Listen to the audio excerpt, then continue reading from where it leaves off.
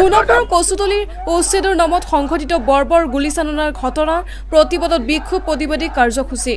ৰঙিয়া ভাৰত ভূটান আন্তঃৰাষ্ট্ৰীয় ঘাইপথৰ দ্বাৰকুচিত ABMCৰ বিক্ষোভ প্ৰতিবাদী কাৰ্যসূচী আজি সদৌ BTC সংখ্যালঘু তথা ABMCৰ কেন্দ্ৰীয় সমিতিৰ নিৰ্দেশ মৰ্মে তামুলপুৰ জিলা সমিতিৰ উদ্যোগত সোণাপুৰৰ কচুতলিত উচ্ছেদৰ নামত সংঘটিত হোৱা বৰ্বৰ গুলীচালনাৰ প্ৰতিবাদত আন্তঃৰাষ্ট্ৰীয় ঘাইপথৰ ওপৰতে প্ৰতিবাদকাৰীসকলে ৰূপায়ণ কৰে বিক্ষোভ প্ৰতিবাদী কাৰ্যসূচী অসম পুলিচ হাই হাই হিমন্ত বিশ্ব শৰ্মা গোবেক অসম চৰকাৰ হাই হাই আদি বিভিন্ন শ্লোগানেৰে পৰিস্থিতি উত্তাল কৰি তোলে প্ৰতিবাদকাৰীসকলে পৰৱৰ্তী সময়ত ঘটনাস্থলীত আৰক্ষী উপস্থিত হৈ পৰিস্থিতি কিছু নিয়ন্ত্ৰণলৈ আনে We want justice. Justice Torres.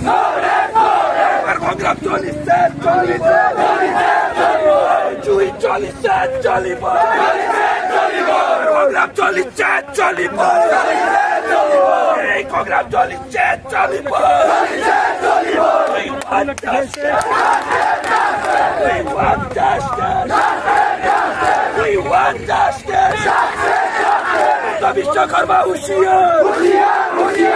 Sonapur Kachutali যোৱা 12 বন্ধ কৰো বিশ্বকৰ্মা হুঁশিয়াৰ হত্যাকাৰী অসমৰ কি হুঁশিয়াৰ গণতান্ত্ৰিক আন্দোলনেৰ ভাষা বুঝি নোপোৱা অসম চৰকাৰ লাইছে চলিব ৰাম চলিছে চলিব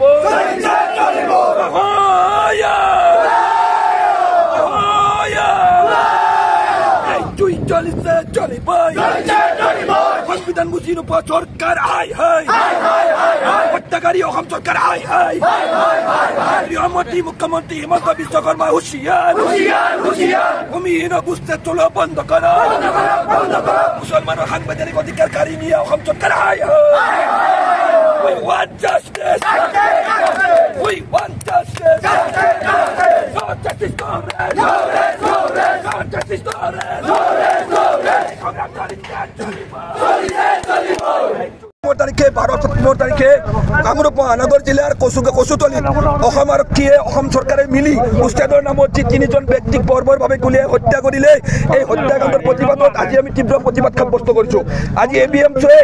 সমগ্ৰ BTC অঞ্চলত ইয়াৰ বিৰুদ্ধে তীব্ৰ প্ৰতিবাদ সাব্যস্ত কৰিছো কিন্তু আপোনালোকে দেখিবলৈ পাইছে এই তামুলপুৰ ভাৰত ভূটান আন্তঃৰাষ্ট্ৰীয় ঘাইপথ আমি প্ৰতিবাদ কৰিব আহিছো গণতান্ত্ৰিকভাৱে আন্দোলন কৰিব আহিছো আমাৰ প্ৰতিবাদ আৰক্ষীয়ে বাধা প্ৰদান কৰিছে এই ধৰণেৰে অসমত আজি তাৰিখত মানুহে মুকলিকৈ কথা কোৱাৰ অধিকাৰ কাঢ়ি লৈ যোৱা হৈছে উচ্ছেদৰ নামত মুকলিভাৱে ইয়াত মুক্ত হত্যা চলিছে আজি 11 বছৰীয়া শিশুকো গুপ্তাংগত গুলীয়াই আহত কৰা হৈছে এনেকৈ অসমখন সংখ্যালঘুৰ অধিকাৰ নিগ্ৰহৰ হটস্পটত পৰিণত হৈছে আমি সকীয়াই দিছো চৰকাৰক এনেকুৱা ধৰণৰ উচ্ছেদ আমি কেতিয়াও মানি নলওঁ এনেকুৱা অত্যাচাৰ মানি নলওঁ ইয়াৰ বিৰুদ্ধে প্ৰতিবাদ হৈছে 14 নৱেম্বৰত দিল্লীৰ যন্তৰ মন্তৰত আমি বিশাল প্ৰতিবাদ কৰিবলৈ ইতিমধ্যে সাজু হৈছো আৰু স্পষ্টকৈ কৈছো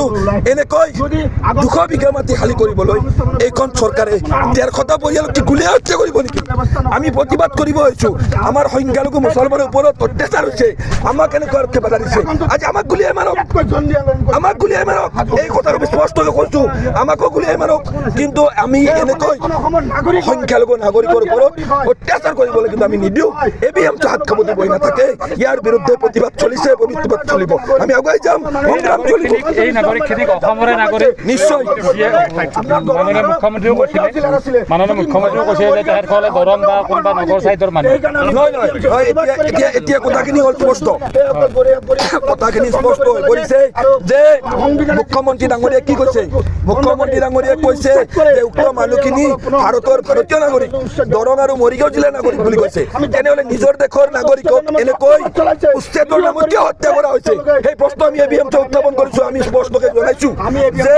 কোনো কাৰণতে এনেকুৱা ধৰণৰ উচ্ছেদ মানি লোৱা নহ'ব আজি নিজৰ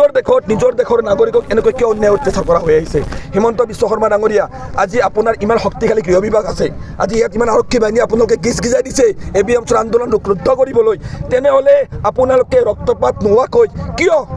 এই কচুতলীৰ উচিত কাৰ্য সমাধান কৰিব নোৱাৰিলে কিয় তাত 11 বছৰীয়া শিশুক আৰু কিয় গুলীয়াই হত্যা কৰাৰ চেষ্টা কৰিলে আজি হাইদৰ হুছেইন জুবেৰ আলী আৰু এজন ব্যক্তিক কিয় গুলীয়াই হত্যা কৰা হ'ল এই প্ৰশ্ন আমি ABMC উত্থাপন কৰিছোঁ মূলতঃ উচ্ছেদৰ নামত সাম্প্ৰদায়িক ৰাজনীতিক আজি এইখন চৰকাৰে আগবঢ়াই লৈ গৈছে ইয়াৰ বিৰুদ্ধে প্ৰতিবাদ হ'ব আমি প্ৰতিবাদ কৰি আছোঁ আগন্তুক প্ৰতিবাদ কৰি যাম